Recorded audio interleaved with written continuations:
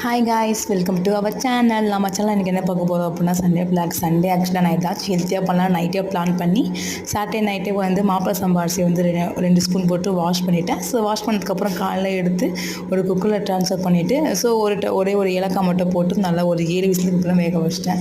So வேக வச்சதுக்கப்புறம் கண்டிப்பாக அது நல்லா வெந்திருக்கும் 7 விசில்லையே. ஸோ அதுக்கப்புறம் தேங்காய் பால் தான் நீங்கள் போடலான்னு நினச்சேன். ஸோ அதுக்கு தேங்காய் பாலுக்கு வந்து தேங்காய் போட்டு மிக்ஸியில் போட்டு அரைச்சி ஒரு டம்ளர் மாதிரி எனக்கு பால் வந்துச்சு. எனக்கு ஒரு டம்ளர் அளவு போதுமான அளவு.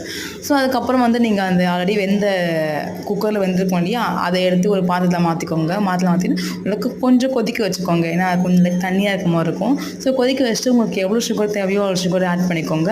ஆட் பண்ணதுக்கப்புறம் தேங்காய் பால் அரைச்சிக்கோம் இல்லையா, அதையும் எடுத்து ஊற்றிக்கோங்க. ஆல்ரெடி கொதிக்க வச்சு ஆரம்பிச்ச பால் நான் கொஞ்சம் வச்சுருக்கேன். அது வேணுன்னா கொஞ்சம் நீங்கள் ஆட் பண்ணிக்கோங்க, இல்லைன்னா விட்டுருங்க. நான் கொஞ்சமே ஆட் பண்ணிக்கலாம். அதுக்கப்புறம் உங்களுக்கு கொதிச்சதுக்கப்புறம் எடுத்து நீங்கள் சர்வ் பண்ண வேண்டியது தான். ஹெல்த்தியாக சாப்பிடுங்க, ஹெல்த்தியாக இருங்க. தேங்க்யூ ஃபார் வாட்சிங்.